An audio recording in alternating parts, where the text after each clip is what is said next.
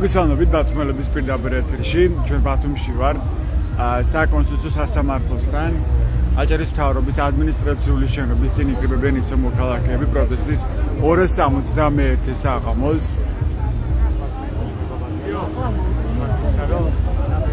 ისევ იმართება საპროტესტო აქცია.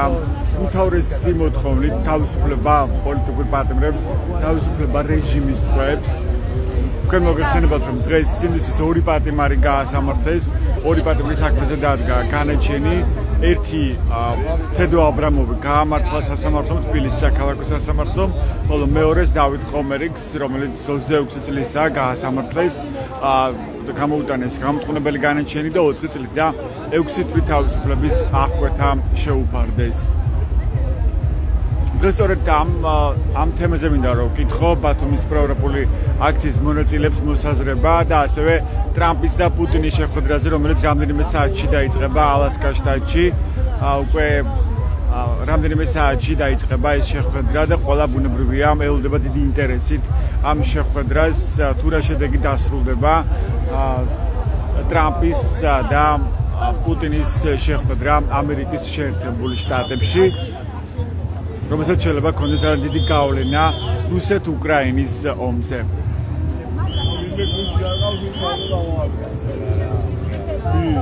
მოგესალმებით, მინდა რომ გაგესაუბროთ ბოდიში გაწყვეტინებთ, მაგრამ პირდაპირ ეთერში ვარ. თქვენი მოსაზრება რომ გაგვიზიაროთ, დღეს ორი განაჩენი გამოიტანეთ თბილისის საქალაქო სასამართლომ სინდისის ორი პარტნიორის საქმეზე, ხო? ერთი გამართლებელი განაჩენი იყო, ერთი გამომწყნებელი. ასევე ჩვენ გვახსოვს მზიამაღლებელი შემთხვევაში, როცა გამოიტანა გადაწყვეტილება სასამართლომ, იმ დღესაც ასე მოხდა, მიიღო სასამართლომ ერთი გამართლებელი განაჩენი, ხო? და ერთი გამომწყნებელი განაჩენი, იგივე მზიამაღლებელი შესახებ, რომელსაც 2 წლით თავისუფლების აღკვეთა შეუფარდეს. რამეს აჩვენებს თუ არა თქვენთვის ესეთ დამოკიდებულება სინდისის პარტნიორების მიმართ? ამ საკითხს ჩვენ უნდა შევხედოთ მათი გადმოსახება. ისინი თვლიან, თუ მიიღებენ გადაწყვეტილებას გამამხნეველს, საპასუხოდ ისეთი მძიმე ვითარება ქვეყანაში, რომ მათ ჭირდებათ ეგრევე იმ მუხტის ჩაცხრობა. შესაბამისად, თუ მიიღეს ერთი ადამიანის ციხეში გაშვების გადაწყვეტილება, ეგრევე იმ საღამოსვე აღოლებენ მეორე ადამიანის თავისუფლებაზე გაშვებას და ამით ემოციებს აკონტროლებენ ჩვენსას. ან თქვენ ფიქრობთ, რომ ამაზე მუშაობს ასევე ქართული ოცნება? მუშაობენ ისინი ჩვენთან. რომ პროტესტი არ გაღვივდეს რაღაც ისე მასშტაბით, რომ შეიძლება გახდეს უმართავი. რა უნდა, რა ლეგონეზეც არის ეხლა პროტესტი ქვეყანაში, იმის შენარჩუნებას ცდილობენ და ჯერჯერობით აპერებებში ისინი ახერხებენ ძალაუფლების შენარჩუნებას, ხო? რა თქმა უნდა, ეს ისახება მათ ძალაუფლებაში დარჩენას, რა თქმა უნდა და ჯერჯერობით რაღაც დოზით ისინი ახერხებენ ამას, იმიტომ რომ ქვეყანაში არ არის ის მუხტი ეხლა, რომ მართლაც ქართულ ოცნებას ჰქონდეს ცუდად საქმე.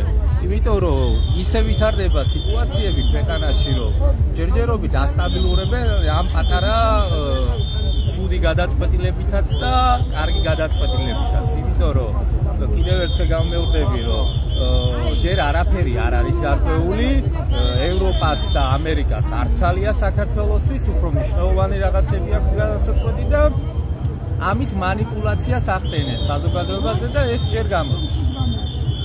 ამ ვითარებაში რა არის სწორი? რა ფაქტორმა შეიძლება იმუშაოს ამ წინააღმდეგობის სასარგებლოდ, რომ გადარჩეს დემოკრატია და შესაბამისად ქვეყანაც ამ მოცემულობაში? ჩვენ უბრალოდ ამ ვითარებაში ვცდილობთ ამ უწყვეტი პროტესტის ნიშნად ის, რომ კულმინაციური მომენტი დადგეს და ის კულმინაციური მომენტი დადგება, როცა ქართველი ხალხი იტყვის ამ მთავრობას ეტყვის არას და ეს დრო დადგება ჩვენ მოწმინებით ველოდებით. უშვებთ, რომ შეიძლება არ დადგეს ეს მომენტი? არ უშვებ, არა, ჩვენ ველოდებით. ისინი ითმენენ და ბოლოს მათი მოთმენის დრო ამოიწურება და ჩვენი პირიქით ვიცით რისთვის ბრძოლობთ, შესაბამისად უფრო მეტი მოთმენის უნარი ჩვენ გაგვაჩნია, იმიტომ რომ კიდევ გამეორდები და რომ სიმართლე ამ წინააღმდეგობის მხარეს არის, ანუ ამას ვფიქრობთ, რომ ეს უფრო მედგარი წინააღმდეგობაა, ამას უფრო მეტი ძალა აქვს. მედგარი და ურხევი არ არსებობს, რომ ამ გზას პატრიოტმა ადამიანმა უღალატოს. უბრალოდ წარმოუდგენელია და იმათ აქვს ძალიან ცოტა დრო დარჩენილი. ხდებიან, იციან ღითი დღე ბრიფინგებზე რო დგებიან იხუმრებ ჟარგონულად რომ ფერი ეკარგებათ, იმიტომ რომ ცოტა დრო დასჭათ იციან. რატომ ფიქრობთ რომ ცოტა დრო დარჩათ? შეიძლება ივანიშვილს აქვს გავთარ რომ როგორც აზერბაიჯანს ელაპარაკება ვთქვათ დასავლეთში პარტნიორები, რაღაც კონკრეტული რაღაცა პრაგმატული გათვლებით, ასე ვთქვათ, შეიძლება იგივეს მიაღწიოს თვითონაც, რომ მეც არ მექნება დემოკრატია, მექნება დიქტატურა. და მხოლოდ მისი წარმოდგენებია. თავარი აქ არის ხალხი რას ფიქრობს. ამას ხო აკვირდება ანუ ხალხი არ შეეგუება დიქტატურას საქართველოში თქვენ ამას ამბობთ. ფაქტია, მოცემულობა, უწყვეტი პროტესტი კიდევ ერთი მაგასცემს პასუხს, რომ არ ეგუება ხალხი აქ დიქტატურას და ბატონ ბიძინას არ გამოვა დიქტატურა ამ ქვეყანაში, იმიტომ რომ ჩვენი მომავალი ევროპაშია და მისი მომავალი რუსეთშია და არ გამოდის, სხვანაირად არ გამოვა და ამ ქვეყანას არ გავაყოლებთ რუსეთში. მას თუ უნდა და როგორც ვიცით ინფორმაცია რომ საცხოვრებელი სახლი თავისი მიწებით უკვე ნაყიდი აქვს და კიდე შემოუერთებია და ემზადება ეს კაცი წასასვლელად. მოდი ხელი შეუწყოთ ხალხო, იმ ერთ კონკრეტულ დღეს გამოვიდეთ და უთხრათ რომ წავიდეს უნდა და გოგშორდი ბატონო ბიძინა, წადით, სადაც გიყვართ ყოფნა იქ უნდა თქვენ იყოთ და ჩვენ არ გვინდა რომ ჩვენ ქვეყანაში შენი ადგილი იყოს და ამას ამ ყველაფერს ისე გავაკეთეთ რომ უმკივნეულოდ წახვიდეთ და თუ გაგვიძალიანდებით მაშინ დიდი ბოდიშის მოხდით ცოტა მკივნეულად მოგიწევთ წასვლა. მადლობა თქვენი სახელგვარი შემოგწმენთ. გუბაზ ლამპარაძე, მადლობა.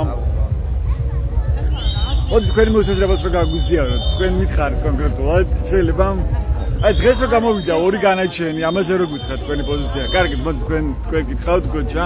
რას ფიქრობთ დღეს მიღებულ გადაწყვეტილებებზე განაჩენი თბილისის საქალაქო სასამართლოში ერთი გამამართლებელი, ერთი გამამტყუნებელი.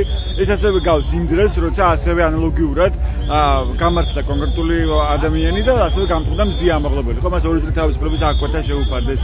რა ტაქტიკას ხედავთ აქ, რა დამოკიდებულებას ხედავთ სინდისის პატიმრების მიმართ? ანუ ნარკოტიკებთან დაკავშირებულ დანაშაულებებზე ჯერჯერობით გადაწყვეტილებები გამამართლებელია და მან ხედავ ესეთ მომენტს, რომ ყობახიდან თქვა რომ ვიდეო მკითხებულებები არ არსებობდა და მაგის საფუძველზე ანუ ვერ მიუსაჯდა მოსამართლემ გამამტყუნებელი განაჩენია ვერ მიიღო და მე ვფიქრობ ეგ განცხადება არის ყველაფრის საფუძველი ანუ და შეთანხმებული არიან ან ყობახიძემ გამოვიტანა რეალურად განაჩენი ანუ პრემიერ-მინისტრმა სისტემა და რეჟიმი რომ სადაც ნარკოტიკულ დანაშაულებებთან ვიდეო მკითხებულებები არ აქვს და დადასტურებული არ არის ეს ყველაფერი ვიდეო მასალით მათთან მიმართებით რეჟიმი უკან იხევს და გამამართლებელ განაჩენებს და გასაგრომ ძიმე სასჯელია ასევე ნარკოდანაშაულზე და წება 8-დან 20 წლამდე ანუ უადო თავისუფლების აღკვეთა რავი მინიმალური გამამყოლებელი განაჩენის შემთხვევაში მინიმუმ ვატელი უნდა მივსაჯოთ და რავი ანუ აბსურდული სასჯელის მესმის უკანონო გადაწყვეტილებას ვერ მიღება ანუ ამ სასჯელის ზომასაც გააჩნია და როგორც ჩანს ვერ მიდიან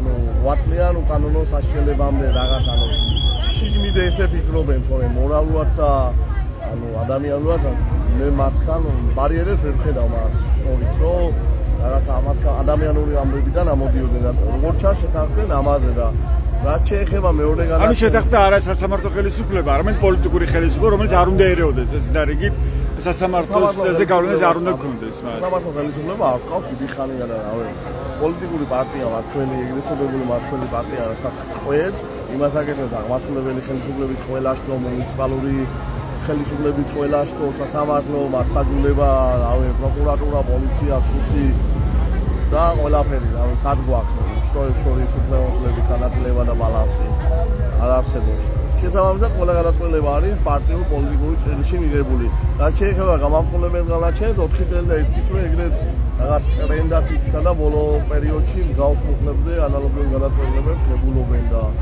რავი 4 წლიდან იწყება მაგ შემთხვევაში სასჯელი და არც მინიმუმ ხებულობენ და არც ამძიმებენ როგორც ჩანს სიტუაციას და არ ვიცი მაგათ თავში რა იხარშება რა ფიქრობენ რავი თვლია რომ გაიგოს ადამიანმა მაგრამ ხედავთ მიზანს რომ ამით ესაც არის მიმართული იქეთკენ რომ ჩაახშონ პროტესტი და დასჯის ეფექტი წარმოაჩინონ კი თან დასჯის ეფექტი წარმოაჩინონ თან სასამართლოს დამოუკიდებლობის ეგრესოდებული დამოუკიდებლობის ემოცილება მოახდინონ და რაღაც ახშირონ თან ნარკოტიკებთან დაკავშირებით დანაშაული მათ ამორჩევლებში რა ვიცი ყველას ყავს მეგობარი ახლობელი ნათესავი, ვინც ეგრესა დებულ ხელისუფლებას უწევს ძალიან მსხვილი რაოდენობით არიან, მაგრამ მაინც და მათ ამ მომჩევლებში უარყოფით გამოგონებას იწვევს ეგრესა დებული ჩადებების პოლიტიკა და მე ვფიქრობ, რომ მაგასაც ვხილდებიან და მაგასაც უთვალისწინებენ და რაც შეეხება იმას, რომ პოლიციელს შეურაცხყოფა მიაყენა ან სახელმწიფო ინსტიტუტი ან წარმომადგენლებს თავდასხმის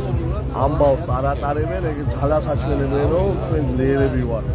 და თუ ჩვენ გადავწყვეტ იქნებით ჰუმანურები, ჩვენი არ გვეშინია და აღნიშნული პოლიტიკის დიდია, მე ვფიქრობ, მოკლედ ეგ შემიძლია ვთქვა.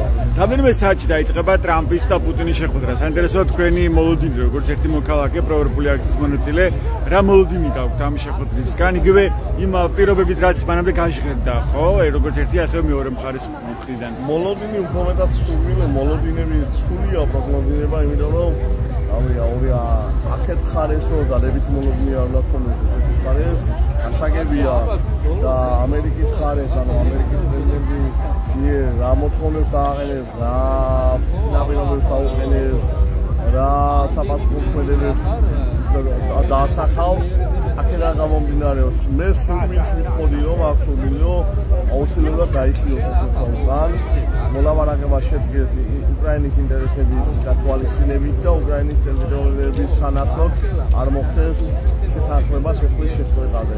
ანუ ამოსავალი უნდა იყოს უკრაინის და უკრაინელი ხალხის ინტერესების გატარება. იმიტომ რომ თუ უკრაინელი ხალხი და უკრაინის ინტერესების დაცვა ცივილიზებულმა სამყარომ დღეს ვერ მოახერხა, ხვალზე პირობითად რუსული ტანკი შეიძლება სხვა დედაქალაქებშიც ვიხილოთ და უკვე გვიან იქნება, ამიტომ ბრძოლა უნდა იყოს დროული. ცოტა დაგვიანებულია, მაგრამ ეხლაც არის შანსი, რომ ესეთი პერიოდის დახვევი მოითხოვოს და მაშინ გადამწყვეტი როლი ევროპის სახელმწიფოებთან ერთად და რა თქმა უნდა ამერიკას აქვს და ველოდებით მოკლედ ანუ მინდა რომ ის მოლოდინი ის სურვილი და ის დაფება გამართდეს რაც უკრაინელი ხალხის ინტერესებს შეესაბამება. დანარჩენი რავი მალე გავიგე. ბოლოს ისე ბათუმზე მინეკითხოთ, ბათუმს კიდევ ერთი ახალი მერის მოვალეობის შემსრულებელი ხალხს, რამდენიმე თვეში ზედიზედ სულიან, ისე რომ არავინ არაფერს არ განმარტავს, მათ შორის პირდაპირ ის დარჩეული მერსაც არაფერი არ უთქვამს, არჩილ ჩიკოვანი, რომელმაც ფეხტაფეხ მიხვა, ასე ვთქვათ, თორნიკე რიჯვაძეს, როგორც კი მან დატოვა პოზიცია, ჩიკოვანიც წავიდა. რა ხდება თქვენთვის რაზე მეტყველებს, რას აჩვენებს, რა ხდება პარტიაში, მართლა პოლიტიკურ გუნდში, როცა ასე იცვლებიან ბათუმის უთერთმელი ქალაქის მერები. ბათუმის მერს ვერ დავარქვევდი რა, მე ვეძახი ხოლმე ოცნების ხელმძღვანელი, ანუ წარმომადგენელი ბათუმის მუნიციპალიტეტში, რავი. მერი როგორა, ანუ ვერ იქნება ფიზიკურად, რაც არჩილ ჩიხოვას დაემართა ის, რაც დამართა თვითონ და მისმა ხელმძღვანელმა და რავი ლიდერმა თორნიკე რიჯვაძემ წინა არჩევნებს 2021 წელს ანუ ლაშაკომახის ხო? თვითონ ლაშაკომახიძე იძულებული გახადეს რომ დასულიყო გოდიაზე თანამდებობიდან და მანამდე ვიცე-მერად დაენიშნა არჩილ ჩიხოვანი. სწორედ იგივე იდენტური შემთხვევა განმეორდა ეხლა, როცა თორნიკე რიჯვაძის გადადგომის პარალელურად უახლოეს პერიოდში აიძულეს არჩილ ჩიხოვანი დასულიყო თანამდებობიდან და ვიცე-მერად მანამდე დასვლამდე დაენიშნა გიორგი მურვანიძე. გიორგი მურვანიძე დაახლოებით 3 თვე გაატარა აღნიშნულ პოზიციაზე და რავი ისე წავიდა და ისე ანუ სხვა სამსახურში სხვა თანამდებობად დაიკავა დანიშნეს სამხარაულის ექსპერტიზის ბიუროს ხელმძღვანელო არაფერი არ უთქვა, რაც განმარტებები გაუკეთებია, არც არაფერი. და არც ანგარიში ჩაუბარებია არავის გასოხალეკენში, არც საქმეები მოხდა. და ამაში მე ვფიქრობ მაგის ნათელი სურათი არის ის, რომ თავრობის თავმჯდომარემ წარადგინა როგორც ადრე არჩილ ჩიხოვანი თორნიკე რიჯვაძემ წარადგინა მერის მოვალეობის შემთხვევაში, ეხლა მურვანიძის შემთხვევაში თამარაშვილმა წარადგინა და თინცაძის შემთხვევაში ეს რას უსვამს ისე ხალხს, როცა თვითონ ქალაქებზე ლაპარაკობთ ჩვენ. რეალურად ამბობენ, რომ ანუ კანონმდებლობით არანაირი შეხებნობა ქალაქის და მუნიციპალიტეტის მართვა-დამოუკიდებლობაში არ არის აპრობირებული საუბრობად არ გააჩნია. ერთადერთი მათი კვეთა ეგ არის პრიორიტეტების დოკუმენტების განხილვის რეგიონის სადაც თითოეული მუნიციპალიტეტის ბიუჯეტის პრიორიტეტული ნაწილის განხილვა ხდება, იგაა თორე თავრობის თავმჯდომარეს არანაირი უფლება არ აქვს, ვიце მერი თანამშრომლებს წარუდგინოს ანუ გაუშვას თანამდებობიდან.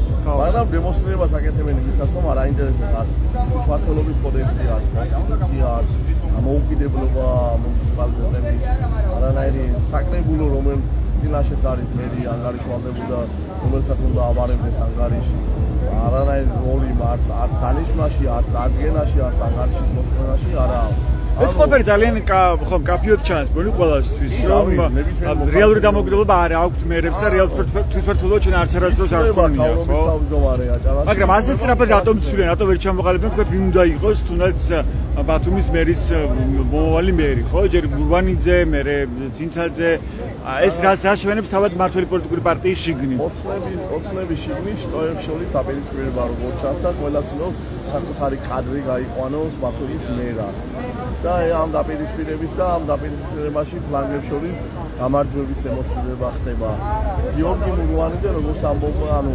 ამბობდნენ პრემიერის კურსელი თუ რაღაც სტუდენტობის მეგობარი იყო როგორც შეიძლება ინფორმაცია ცინცაძე უშუალოდ თამადაშვილის უშუალო კადრია და როგორც ჩანს თამადაშვილმა მოითხოვა რომ თუ რეგიონზე თხოვენ პასპორტების აღებას მათ შორის ერთ-ერთი წამყვანი მუნიციპალიტეტის ტერიტორიულათაც და მნიშვნელობითაც და ფინანსურათაც ამ მუნიციპალიტეტის ხელმძღვანელად თავის კადრის აღვანა მოითხოვა როგორც ჩანს და აღნიშნული მოთხოვნა დაუკმაყოფილეს ესე ვხედავთ რომ რავი ქალაქის მოსახლეობისთვის არ იქნება მნიშვნელობა მურვანიძე იქნება ცინცაძე იქნება მოსახლეობის პრობლემების გადაჭრაზე არც ერთი არის რომლებიც და არც მეორე ხო ანუ ესეთი დამოკიდებულება გაქვს მხოლოდ მართველ პარტიას ეგრეთ წოდებულ მართველ პარტიას და მათ ლიდერებს და ბელას ანუ და საბოლოო ჯამში რუსულ ინტერესებს მერიდან დაწყებული საკრებულო წევრებით დამთავრებული ყველა აბსოლუტურად მადლობა ეს გოჩებ ჟავანეძე იყო პროევროპული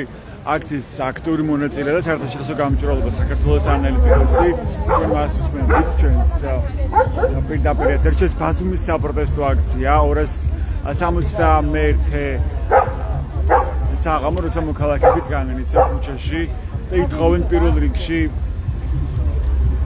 იმას რომ უნდა გათავისუფლდნენ პოლიტიკური პატიმრების ინდუსის ტყვეები ასევე ამ საპროტესტო აქციების უცვლელი მოთხოვნაა ხელახლა არჩევნების ჩატარება დემოკრატიულ და სამართლიან გარემოში და არალეგიტიმური მთავრობის გადადგომა. სწორედ ამ მოთხოვნით დგანან მოქალაქეები უკვე 261 დღეა ქუჩაში.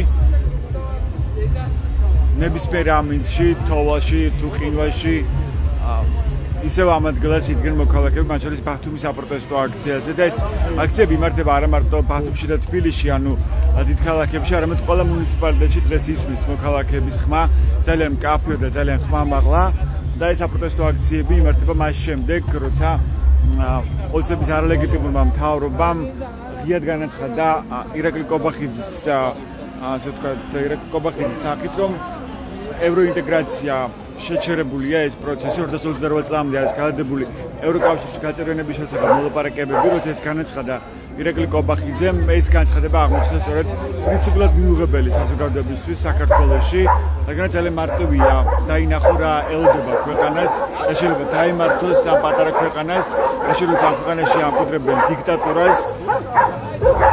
რჩება დასავლეთელი მეგობრების და პარტნიორების გარეშე, რჩება აგრესორი რუსეთის პირისპირ. Gut გავისაუბროთ აქციის კიდევ ერთ მონაწილეს. მოდი შეიძლება რომ გაგისაუბროთ. ნოკაუტ. შეიძლება ერთი წუთით გაგისაუბროთ. დღეს გასამართლეს ინდუსის კიდევ ორი პატიმარი, ერთი გაამართლეს, მეორეს შეუფარდეს 4 წლით თავისუფლების აღკვეთა.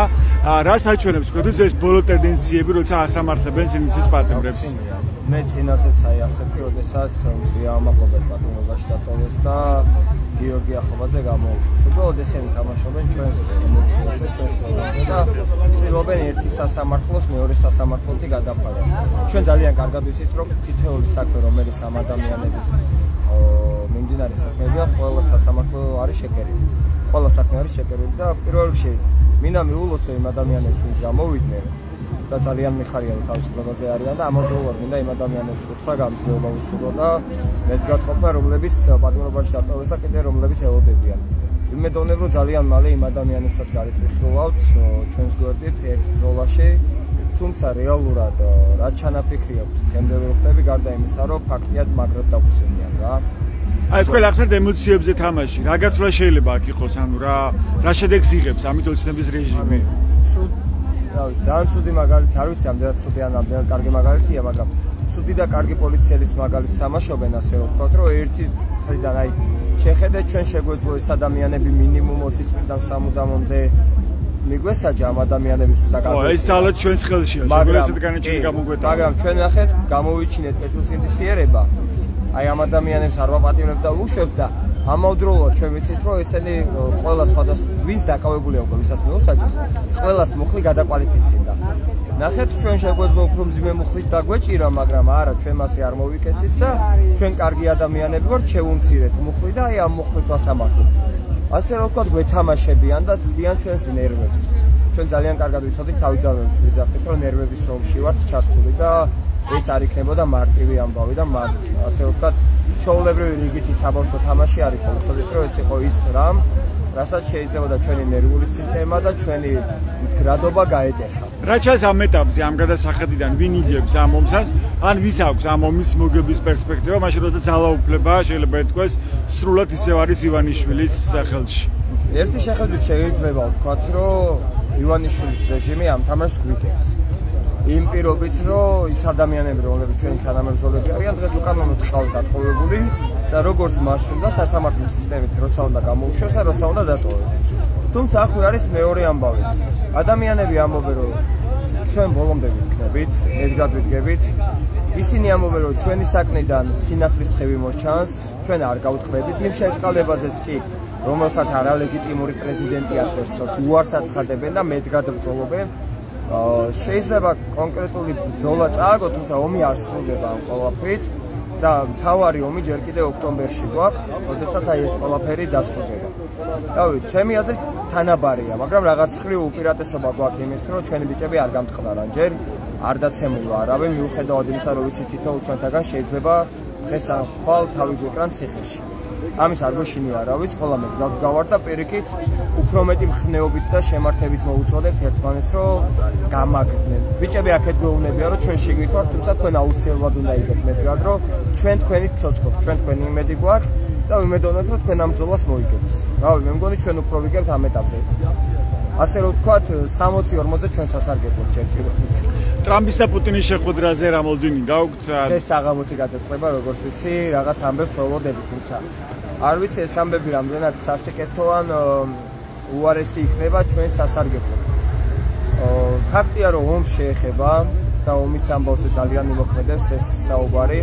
თუმცა არაა გამორიცხული როგორც წინა შეხვედრები, ისევე ეს შეხვედრაც რიგითი შეხვედრა იყოს, რომელიც ალბათ გადადება იქნება, ასე რომ ვთქვათ, დროებით შემდეგ. ანუ შეუძლებელად გეჩვენებათ ამ ეტაპზე ცეცხლის შეწყვეტა, რაც არის უმთავრესი მოლოდინი ამ შეხვედრის მე რასაც ვაკვირდები უკრაინელი. ტრამპის თავარი წინასაარჩევნო დაპირება იდეაში ეგ იყო, ხო, რომ გაჩერებული იყო ეს. თავარი დაპირება იყო ის, რომ სოფლიოში ომი აღარ იარსებოდა. თუმცა ჩვენ ვხედავთ უკვე რამდენი დღეა უკრაინელი ხალხი მედგრად ომობს. თან რავი, ომის დასრულება რის სასარგებლოდ, რის ხარჯზე, რომელიმე ტერიტორიის დათმობის ხარჯზე. და ჩვენ გვყავს იქეთ ერთ მხარეს უკრაინელი ხალხი, რომელიც სისხლის ბოლო წეთამდე იცავს თითოეულ გოლს და ტერიტორიას და არანაირ შემთხვევაში თავიანთმისას არ დათმობენ და გვყავს მხარე, რომელიც ტერორისტია, რომელსაც არ აინტერესებს არავის ინტერესები, მთავარია თვითონ დაიწყოს თელი სოფლიო. ალექსანდრე მაკედონელობა უნდა, თუმცა ის არის ის, რომ ალექსანდრე მაკედონელმა პირველ შეძლო მთელი სოფლიო დაეწყო. ისიც კი დაეცა თავის დროზე და რავი, ნახოთ რა იქნება, მაგრამ მე ვიმედოვნებ უკრაინელი ხალხის და ქართველი ხალხის სასარგებლოდ გადაწყდება ეს ყველაფერი. დიდი მადლობა, ეს როგორ მიცხოვა იყო, მადლობა. მოგესალმებით, შეიძლება რომ გაგესაუბროთ. კარგი. ეს ბათუმის საპროტესტო აქცია, პროტესტის 261 საღამო, როცა მოქალაქეები დგანან ისევ ქუჩაში და ითხოვენ